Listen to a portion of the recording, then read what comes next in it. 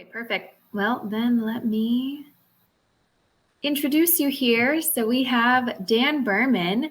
He is the President Emeritus of the National Board of Directors for Infant Massage USA. Woo! And is a CEIM.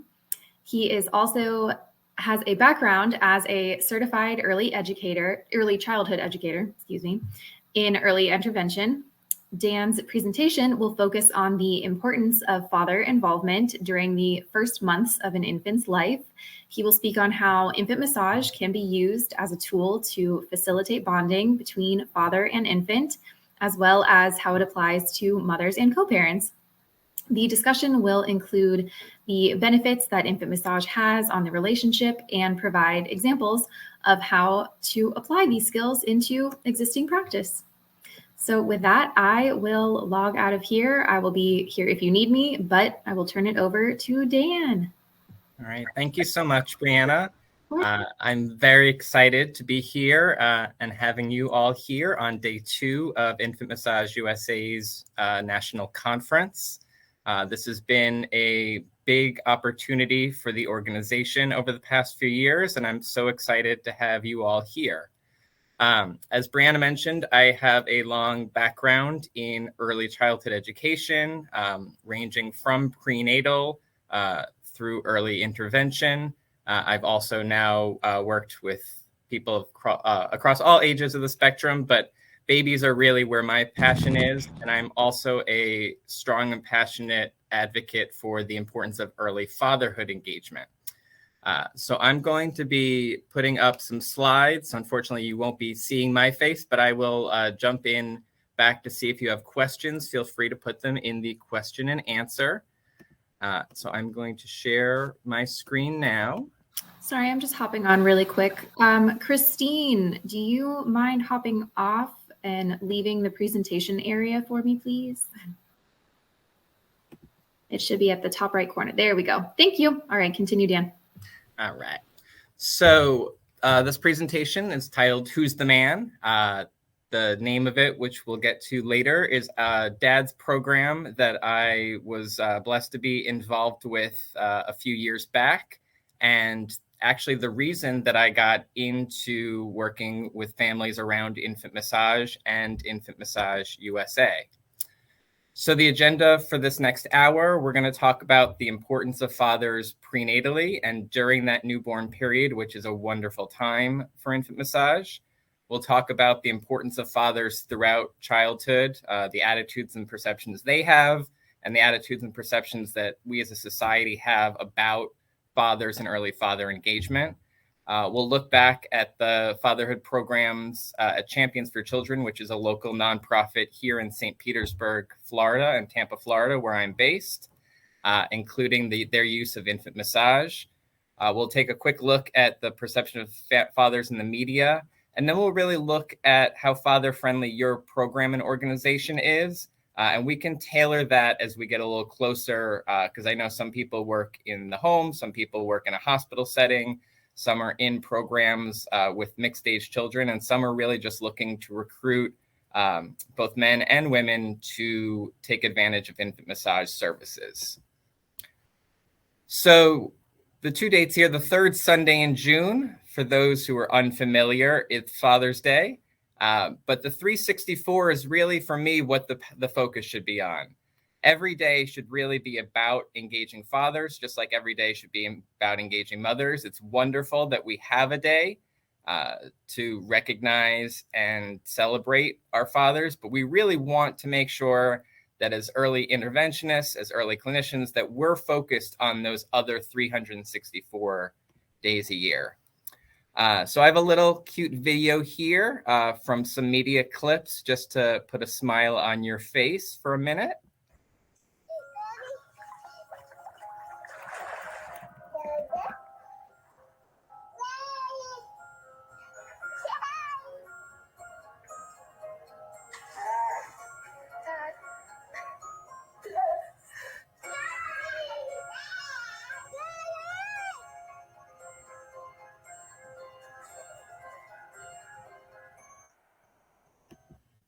And we can skip ahead before we give any free promotion to any businesses that are not paying us to be here.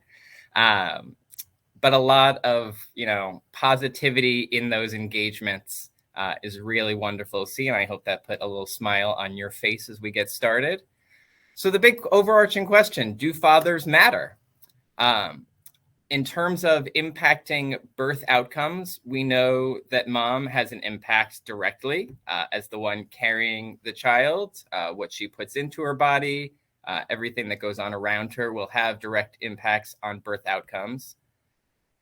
That also is the same thing from dad. He provides, social, psychosocial, and biomedical things through genetics and through other factors.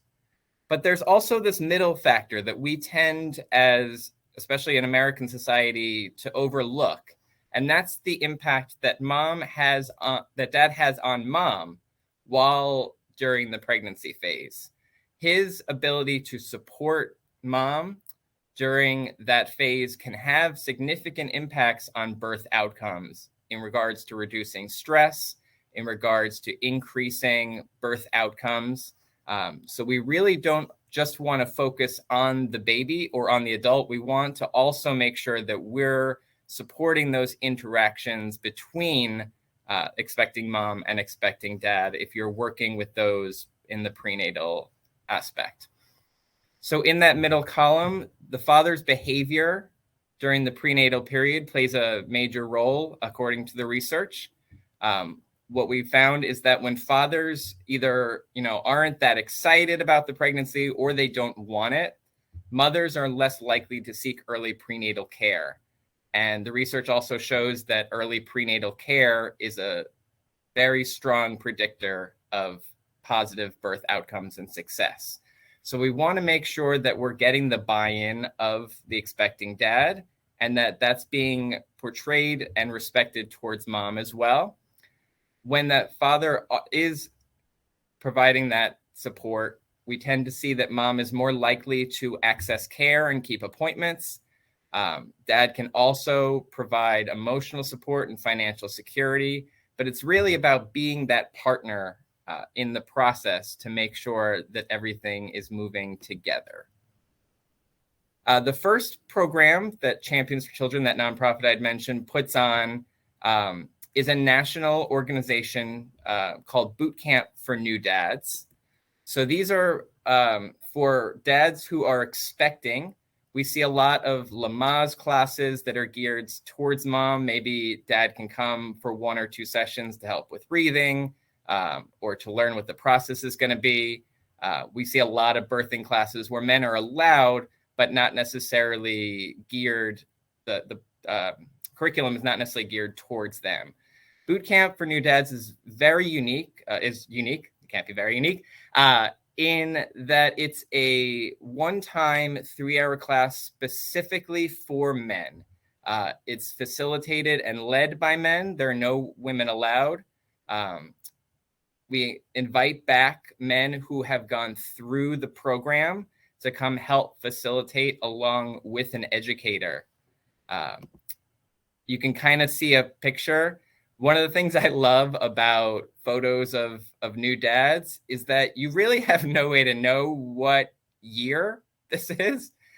Women's fashion and styles tend to change, but the guys we see, tends to be the same here. So the gentleman holding the baby there is an expecting father. The one in the white shirt with his face away from us is actually the father of that baby there, handing off his child to a stranger. This is such a wonderful opportunity for both new dad and expecting dad, in that new dad, for a lot of them, this is their first time that they are alone with the baby, giving mom some space. It's an opportunity for them to be the experts.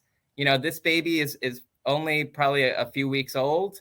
And for both moms and dads, we tend to think that we don't really know anything. Everything is new for that first child.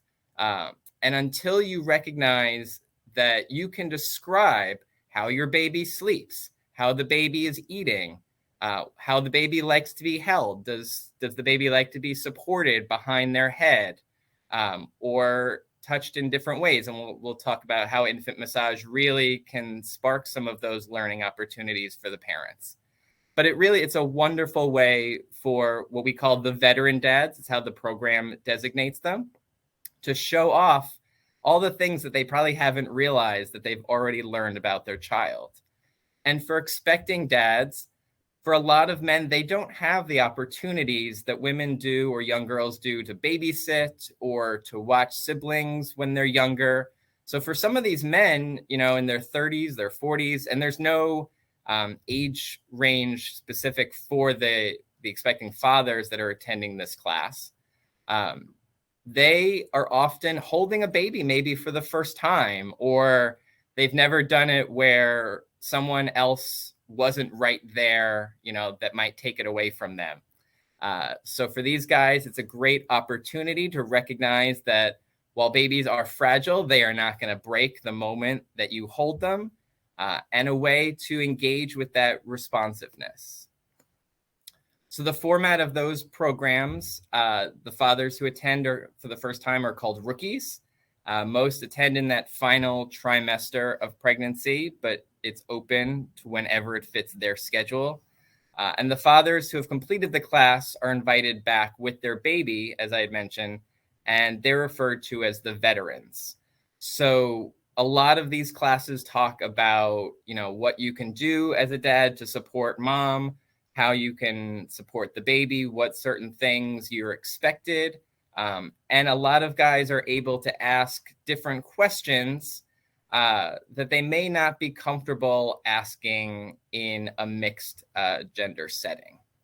It's also a great opportunity if you have a boot camp for new dads program in your community, and you can go just Google it, and they are national.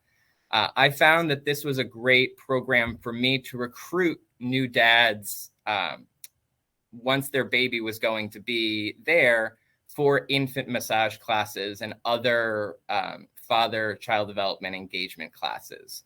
So if you can get to them during this period where obviously their mindset is on being the best parent they can, how are they going to divide their time? What's my role going to be? Providing them information about infant massage classes and the benefits of infant massage, especially for men, might be a great outlet for you to look into. This is a little video that they put from one of our sessions at Tampa General Hospital, so you can see beyond just that photo. Having a baby is a life-changing experience, not just for mom, but for dads too. That's why a group of new and expecting fathers gathered at Tampa General Hospital today for a special workshop designed just for them. A few veteran dads came in to teach the rookie dads all about the basics of caring for an infant. I think every man at some point fears of hurting his baby, being too rough, or not knowing how to hold a baby, the correct way to do it, or even how to feed a baby. And this gives you the experience and the knowledge to put some of those fears to rest. Well, this event was put on by Champions for Children, a local nonprofit that's dedicated to building stronger families. So one thing I love about that video, not only is Phil the dad there, comfortably sharing, on camera while holding his baby, not looking and worrying about it, but he mentioned specifically one of the most common fears and concerns that I've heard from men, that they don't want to break their baby. They think that the baby is fragile, or that they're going to be too rough, and that they should wait until later on. We know that the earlier the connections are built, the more touch, positivity, connection, the stronger those relationships are going to be for permanence. So we want to make sure that we're alleviating those fears of men and providing them safe opportunities to, interact and engage physically with their babies, so that they can recognize that that's not, something that they should be as concerned about. For a lot of women, they are expecting as they're carrying the baby, they're able to prep. For most men, they either don't connect to their baby until they're born, or for some, it's really not until the baby is able to give facial expressions and smile and react, which takes a few months of development. So again, we need to provide those opportunities and structures for them to decrease that gap between the amount of time that mom has to build up that relationship with baby when they're first born and when dad does. In terms of family work struggle, this is something that comes up from dads a lot and is something to really keep in mind when you're designing the timing for your infant massage classes or programs. If the goal is to recruit and get dads to be part of it, especially if it's, wanting mom and dad at the same time at an event, you may not be able to use traditional, 9 to 5 hours for a program. We were able to do programs in the evenings, in the afternoons, Sunday mornings, really trying to find a cross section for the differing work schedules, because we do find that fathers are more likely than mothers when they have the demands of both work and family by scaling back at home and focusing on work as the breadwinner. So we want to make sure that we're supporting the families. We're also trying to encourage them to see if their work environment can provide that support as well. Perhaps if they have the research they could show about the benefits of infant massage, they're more likely to get that hour off of work to come to a class and go back.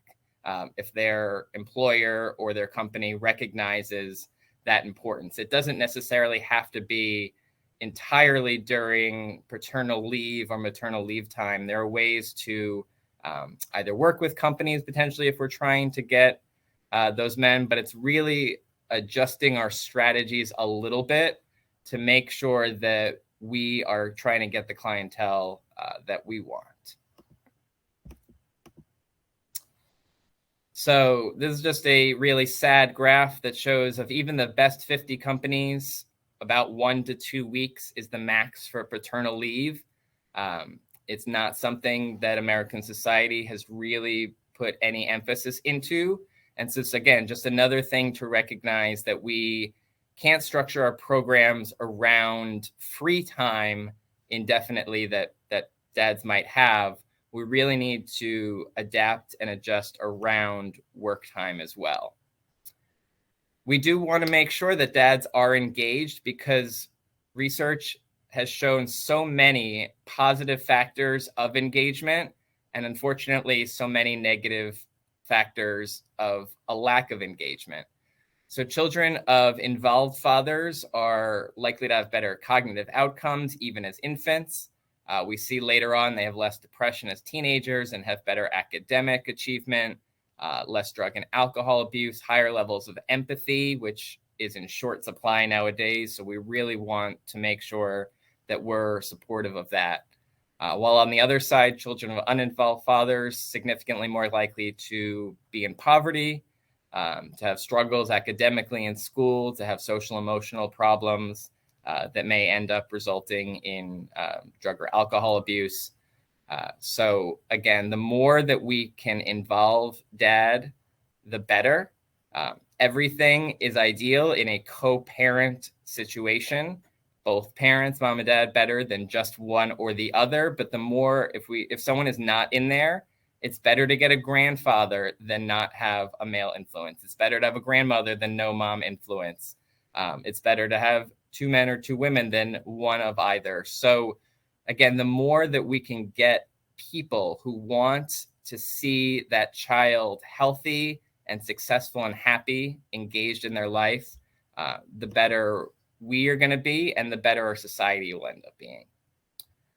The indirect father influences, so those are kind of that in-between arrow that we had seen before. During the pregnancy, seeking care, the keeping of appointments, providing that emotional support and reducing stress. Prior to pregnancy, promoting healthy behaviors. The intentionality of the pregnancy, the research has shown, plays a factor. If the parents are planning to have that child, they are much more likely to have a plan and to have ideas about how they want to raise that child. Whereas if it was an unintentional pregnancy, again, you have to have that conversation at some point. And if you're finding that the parents haven't had that by the time that you're engaged with them, depending on your relationship, you may want to try and spark some of that conversation. After pregnancy, the dad plays a role in breastfeeding initiation duration. Some of that has to do with stress levels. Can also play an impact on the amount of parental depression, and how often they're going to have another pregnancy, potentially. This is an image from another dad's program that we helped run called Who's the Man?, which was geared towards 0 to 18-month-old babies and their dads. This was open towards new or fathers who had had a previous child, but the majority of the attendees across the 3 years that this program was in existence down here were first-time fathers. And in developing this program, I recognized that infant massage was really something that could be fit in not just as a recruitment tool, because Champions for Children was running infant massage classes that were almost entirely attended by moms. And so recruiting dad through mom is always one way to do it. But we also found during these classes that conversation about their baby's fragility or how much to engage with them did come up. So for me, I found Infant Massage USA through a colleague and got myself certified as a certified educator of infant massage to help these men recognize that there are ways to physically connect with your baby as they're growing and developing before they're able to run and jump and play, where most guys think that's my time to shine. And the more that they had the experience touching their baby, rubbing their legs, lifting them in the air, doing the traditional infant massage strokes, led to a comfort where they were more able to do things like the airplane game, where they lift their child up in the air and move them around, because they had that comfort about their own engagement with the child. And also they had discovered through infant massage reactions from their child about things they liked, things that they didn't like. I don't like being touched there. I do like being moved around, touched the back, not the legs. So things like that. I giggle, I smile, when dad gets close to me and engages in that eye contact. So there are skills that come out of infant massage that aren't necessarily about touch specific, that are really helpful for new dads trying to navigate their place in their child's life. And also things, obviously, through positive touch and connection to help alleviate some of those concerns that men tend to have. And they tend to have them, we've seen, more so if there is a female present, especially if their partner is present. So these Who's the Man classes were also designed just for dads. We had offered a few of them where mom was in a separate room where they had other programs. We'd have opportunities for them to get their nails done, nice things for mom. But we would tend to find that if the baby was crying or struggling a little bit, the dad's first instinct was to go get mom, or to even just look out to see if mom was around the corner. And when mom was not there, they may have struggled through, but they were able to change diapers and feed their baby and calm and soothe their baby. Things that they wouldn't necessarily have recognized they had the capacity to do if they had just run out and gotten somebody else to help them. So infant massage, I found to be a really great both preliminary introduction and way to sustain that positive touch and connection for these dads and their babies through the first 18 months or so. We do tend to find through infant massage that when the baby is able to turn their neck and head side to side. Their desire for infant massage really drops off precipitously, just because there's so much excitement to see in the world. It's not about not wanting to be touched per se. It's more about just exploring other aspects. So the ideal time that we've seen for infant massage is pretty much after those first 2 or 3 weeks of birth, when the parents are comfortable, getting them out of their tiny bubble, but in a safe way, till about 8 months. And if you're able to support parents doing infant massage during that range, it tends to become quite a permanent benefit for them. The baby may lose their interest for a few months, but they'll likely come back to it and want to be touched and be much more comfortable with that connection with their parent. This is just some more details about the Who's the Man program, which we're not specifically talking about right now, but we did find that for the dads, they increased their self-confidence. And some of these data points I found in the infant massage parallel classes as well. When we designed them for both mom and dad or just for dad, we found the socialization of the parents to improve. When we do the dads only, it created that nice free time for mom alternative. So there are sometimes ways where you'll want to do maybe both parents, or if you can do one and then the other, it allows them that time for respite, and you will be a big hero in their mind as well. So just some quick pilot results. The program had a 100% success rate, which I was very proud of over the 3 years.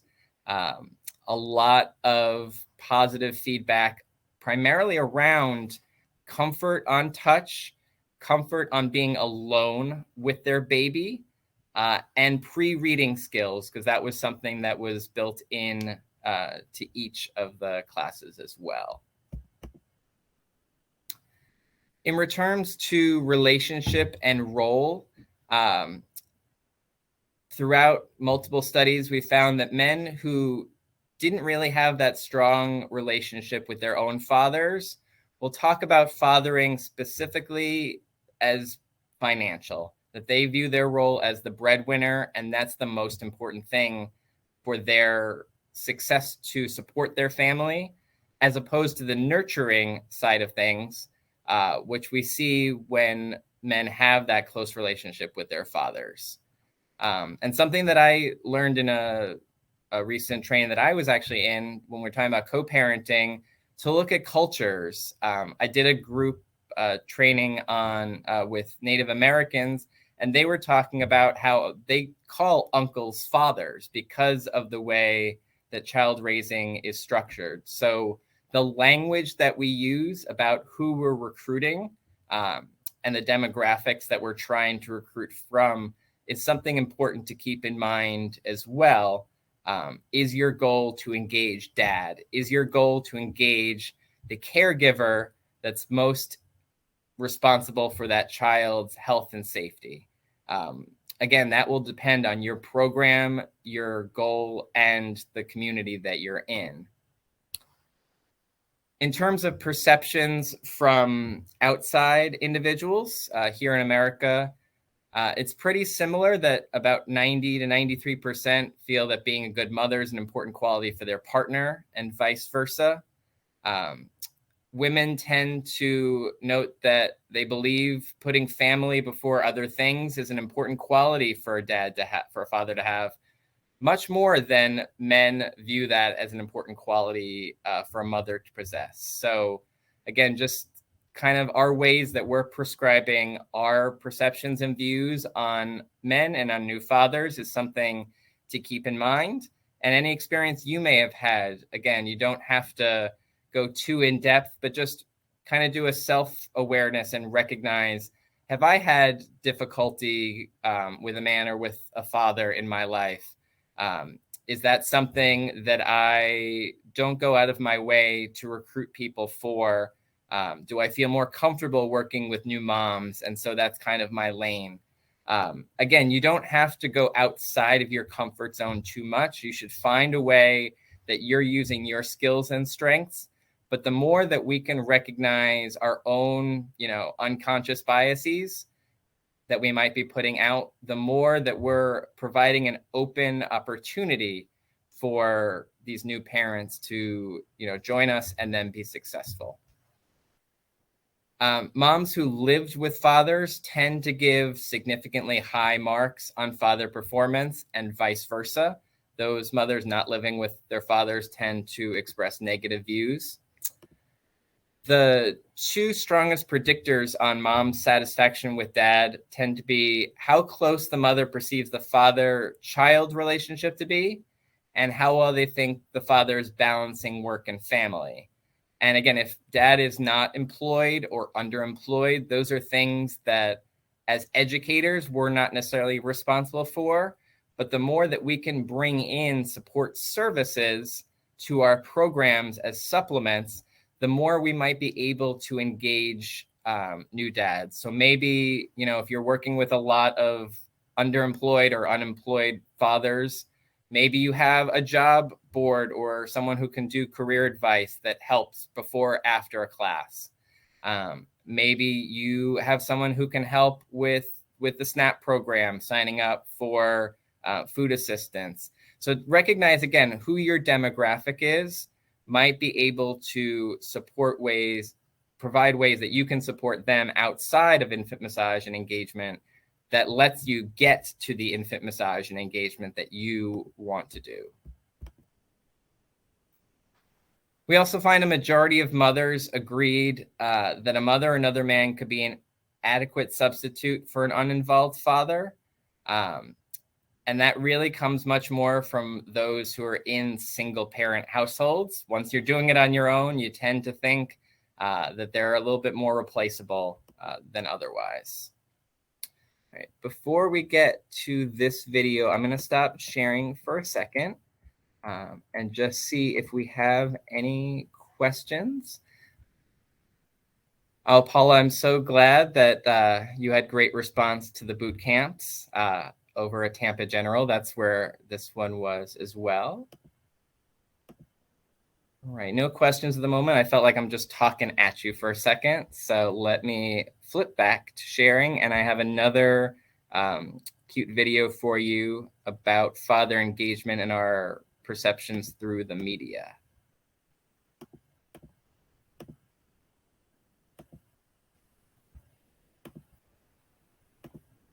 Okay, are you sure you guys are going to be okay? For the 10th time, honey, we'll be fine. Just go.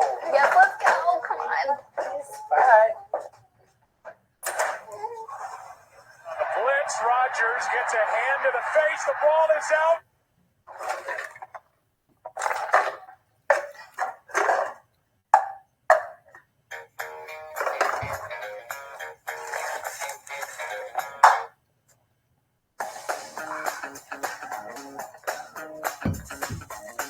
Throws and completes. Touchdown!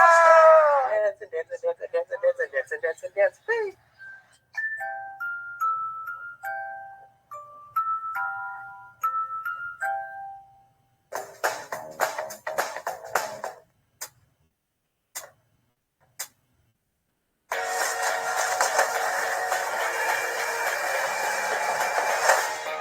Yes.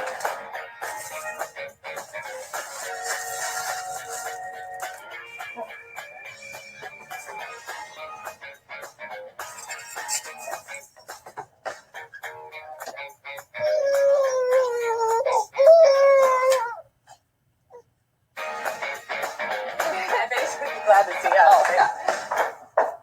What's going on in here? Okay.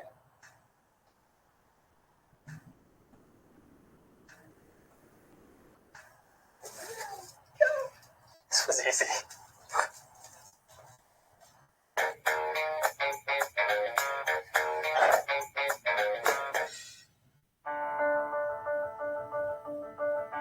I've never really liked anything as much as I like being a dad.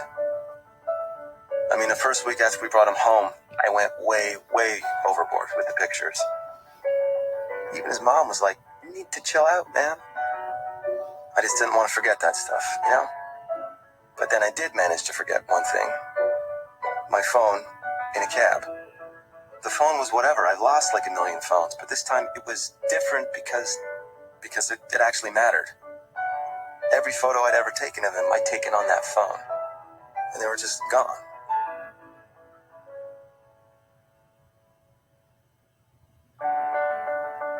Then I realized that I hadn't lost anything at all. They were all still there.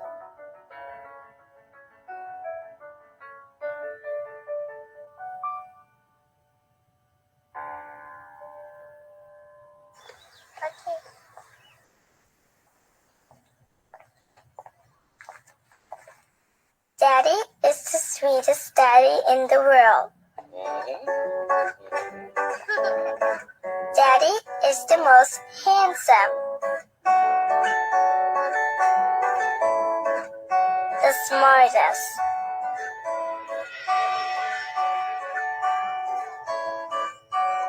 The most clever.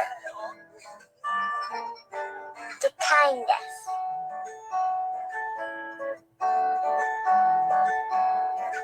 He is my Superman. Daddy wants me to do well at school. Daddy is just great, but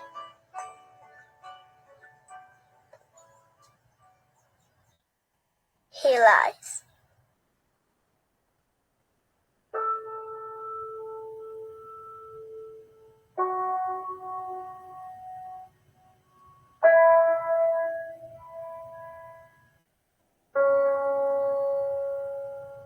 He lies about having a job.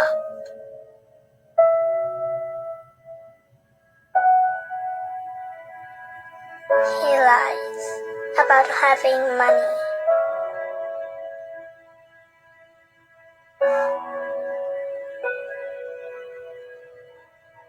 He lies that he's not tired.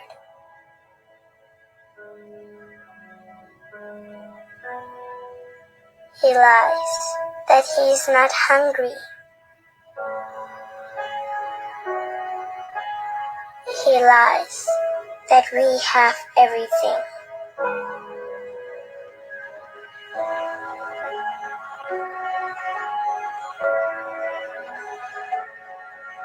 He lies about his happiness.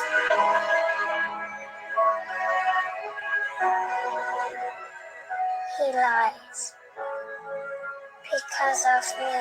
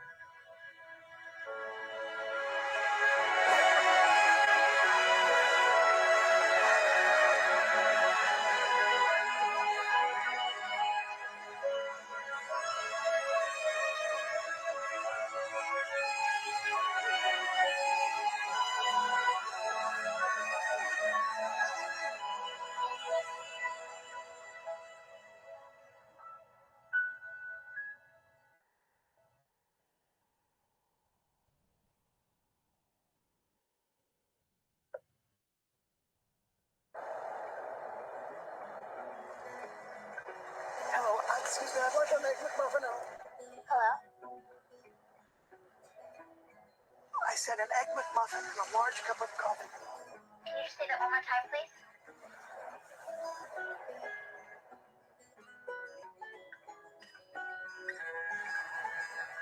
Sir, did you say an egg McMuffin and a large coffee?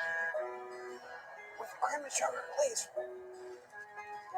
How much?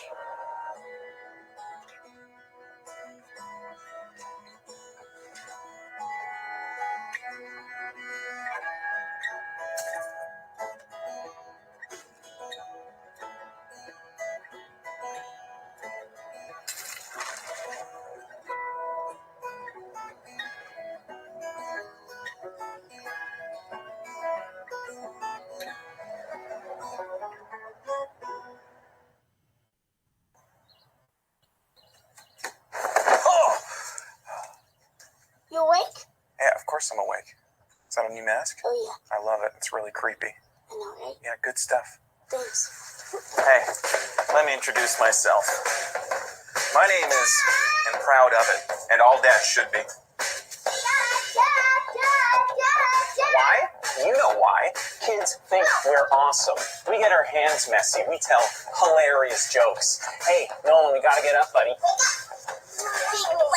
We never say no to dress up. We build the best forts. We do work, and we do homework. We lead by example. We blow their minds. I can't believe he just saw her. I know. That is called a plot twist. Being awesome isn't about breaking rules. It's about making them. Hot stuff coming through. White and the coffee. And breakfast is for breakfast. Hey, Nolan, give me a look here. Suggestion. That's a boy. That's a man. But it's also for lunch, dinner, and midnight snacks. Scraped knees aren't boo-boos. They are badges of bravery on the playground. Hey, Victoria, that profile pic? Awesome. When you're a dad, hugs can be bear hugs, but they can also be high fives, fist bumps, and next-level handshakes. Kids, they're our best friends. They're our greatest fans. Buddy, you've been gaining muscle mass. Nice. And they look to us like the same way we look at superheroes, up, because we're taller. Now, dadhood isn't always easy. When a rule is broken, we're the enforcement. Hey, buddy, it's garbage day. But when a heart is broken, we're the reinforcement. And we wouldn't have it any other way. Because being a dad is awesome. Just like new peanut butter Cheerios are awesome. That's why it's the official cereal of dadhood. And this, my friends, this has had a dad.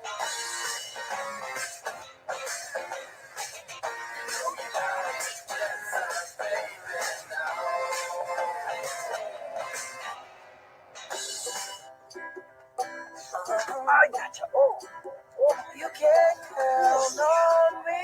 1, 2, 3, I'll be there. Oh, and I know when I need it, I can count on you.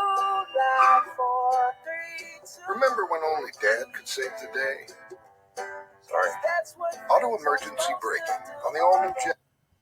All right. I hope you enjoyed some of those clips. That one a little sad, so I try to make sure to add some cute ones after the fact for you. One of the nice things before we move on to father involvement factors is in, I think it was the Cheerios one where Dad says, the actor says, you know, dad hugs can be high fives, they can be bear hugs.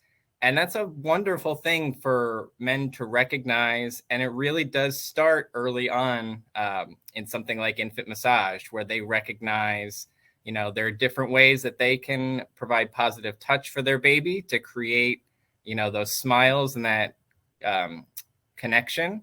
And later on, those things will continue to be able to build out where they can create their own unique ways of creating that bonding and attachment. Within father involvement factors, the research shows that there are 4 primary ones to look at involvement. One is the motivation of dad, just the sheer desire to want to be involved in both their child's life and in their family's life. The second are having the skills and self-confidence. The self-confidence usually gets developed through development of those skills, whether that's opportunities to change and burp and do massage, or whether that's just having time that they are on their own with the baby and knowing that it went just all right. Having social supports, one of the nice things about those dad's classes were them finding other men in a similar life cycle period, not just whoever mom happens to have met at a play group or at a development class, and then their dad, you know, their husband is the new friend for dad. We want to let them develop those social supports on their own and be able to express concerns that they may have without fear or judgment. And the fourth are institutional and cultural factors. As we had mentioned earlier with the Native American population, more men involvement is the norm. not just dad, but extended members of families. But in other cultures and backgrounds, you tend to find there's less engagement amongst men, especially early on. You tend to find that in more African-American, Hispanic communities, that dad's role tends to be expanded as the child gets older. But the factors culturally throughout the historical period have not been there for promoting that engagement. So if those institutional and cultural factors are a hindrance to father engagement, it's our responsibility to try and work to go beyond that. And if it's the cultural factor where it is engagement, we want to take advantage of that to do more promotion. So ways to create a more positive environment for men. One, if you have a setting, if you're not going into the homes, if they're coming to you, have images and sayings that are positive about the importance of fathers and men in their life. If you have other staff, you want to make sure that they are getting buy-in, as well as other influencers. Those may be grandfathers or patriarchs or matriarchs in your community. Those may be someone that someone looks up to. So if you're able to get someone with that community recognition already to speak about the importance of father engagement, that can only help you take that to the next level. If you're in more of a school type setting, make sure that you're reviewing your policies and procedures, making sure that they are not gendered only towards mom or only towards, one parent. You want to seek input from fathers. This goes through early intervention and early childhood programs, getting their feedback, seeing how you can change.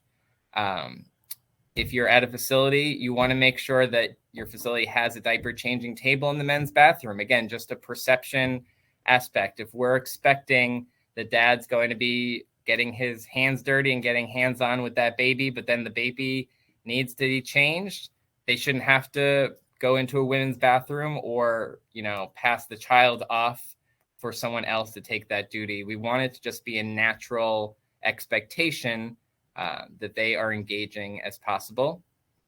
We want to integrate fathers into as many programs and services as possible, as opposed to an add-on. I see this a lot in the month of June. Lots of pancakes with pops or donuts with dad. It's right before school or it's after work.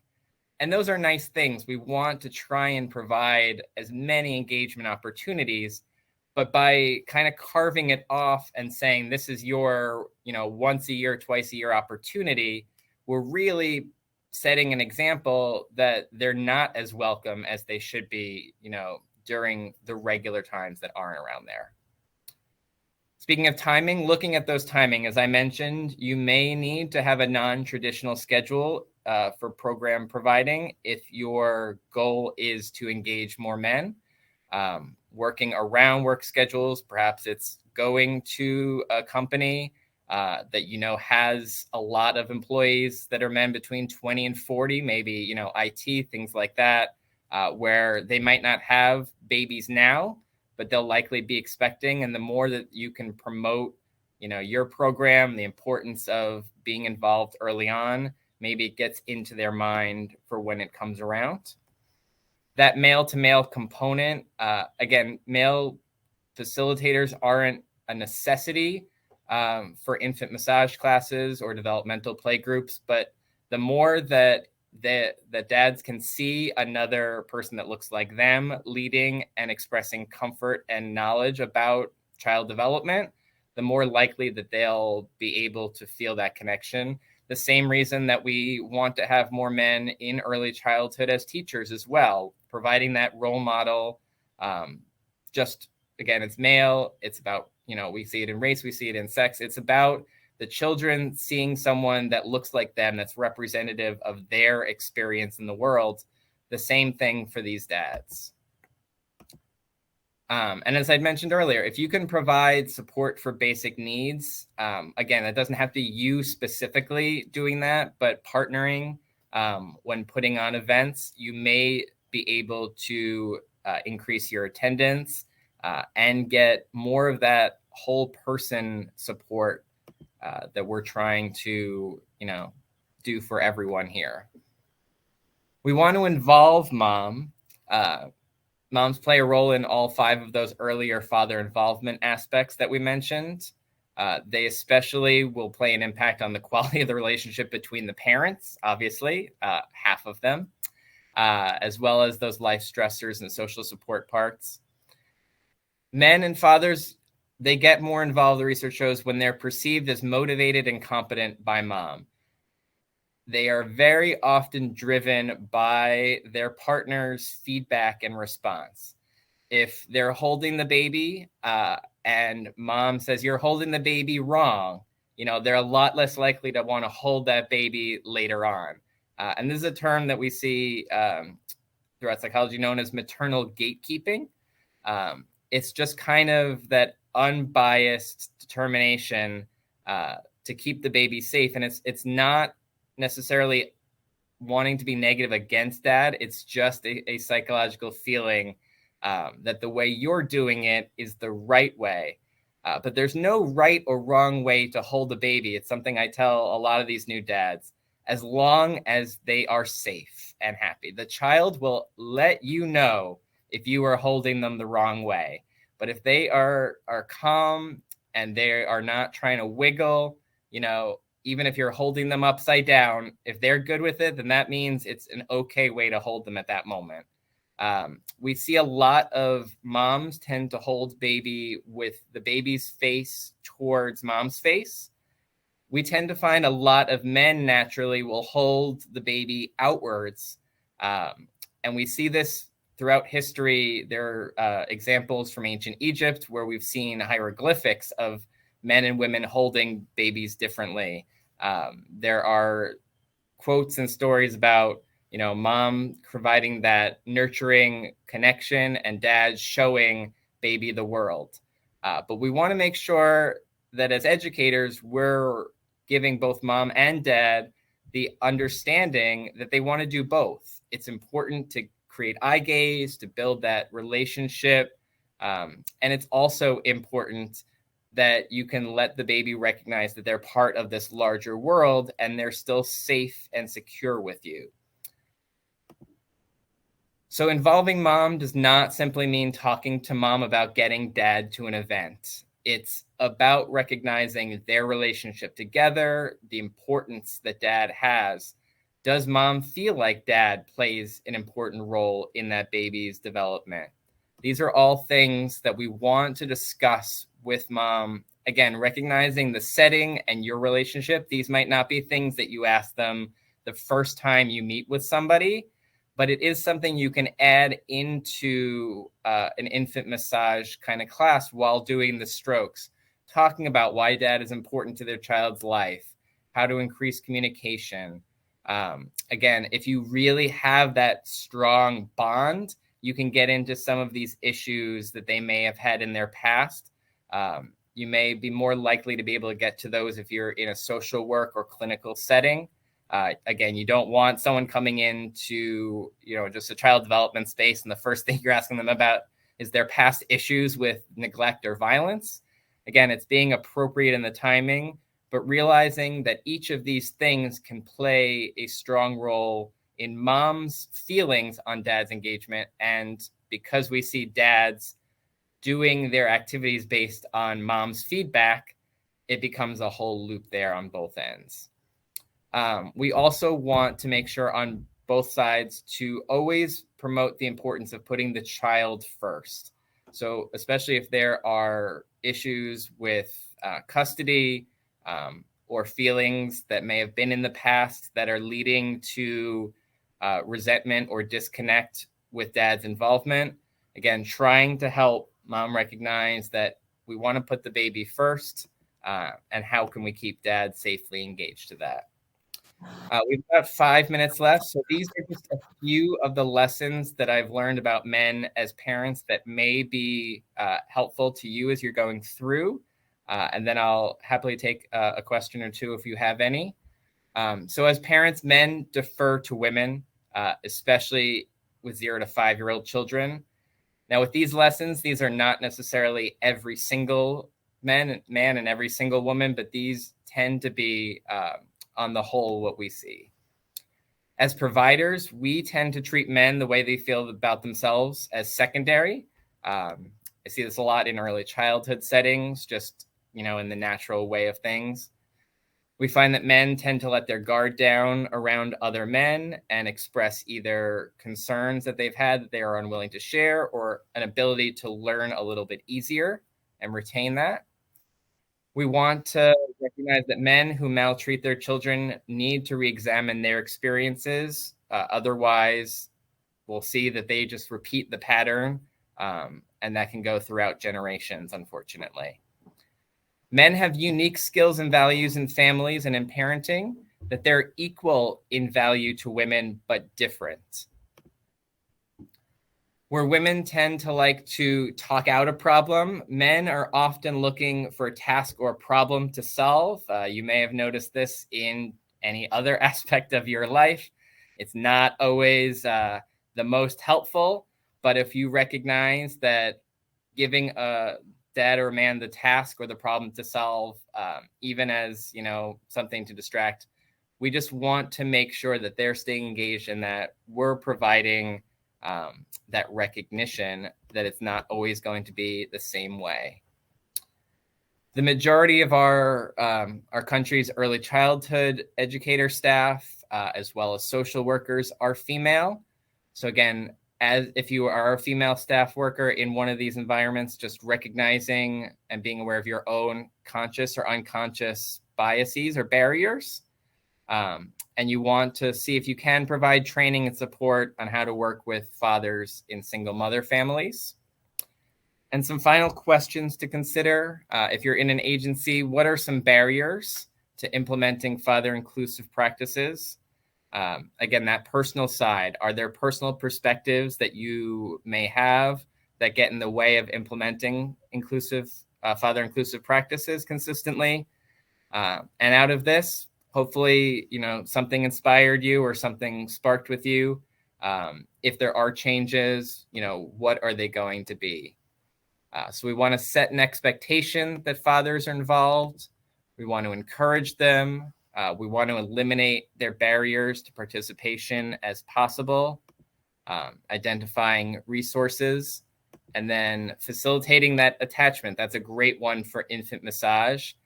You're getting that relational attachment through close contact, through physical touch, and through a calm, supportive environment.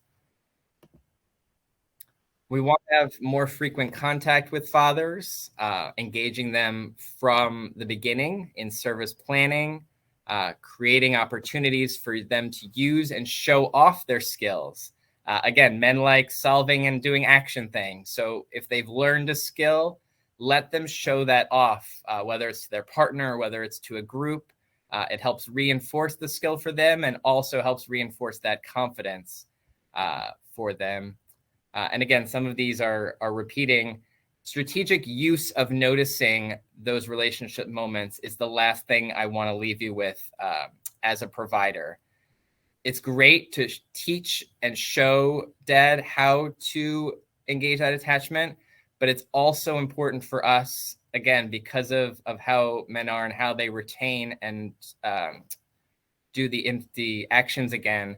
If we can, set aside in our training to notice those moments and call them out when they occur in a positive way, the more likely they are going to be to use those strategies and continue to be a supportive aspect in their child's life. So we are hitting up on the end there. I appreciate all of the positive comments and feedbacks. The slides, as well as the videos embedded with the slides, will be available through the Infant Massage website. If you're not able to access the videos embedded, I'm sure you can get in touch with our staff here, and I can email them those directly as well. And I just want to, again, thank you all for your time. I know you had a couple of choices here. So thank you for spending that hour with me and for putting father engagement at the top of your mind as an important aspect of early childhood. So thank you so much. Thank you for attending Infant Massage USA's conference, and I hope you stick around and get a lot out of the rest of the sessions today. Yeah, and thank you so much, Dan. That was a wonderful presentation. I definitely really enjoyed those videos that you included too. Wonderful. Thank you, Brianna.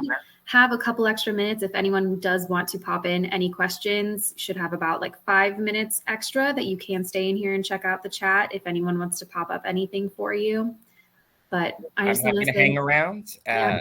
Feel free if you have anything, or feel free to shoot me an email again if you think of something after. I'm very much a person who processes and then thinks of something a couple hours later. So my contact information is right on Infant Massage USA's website as a member of the board.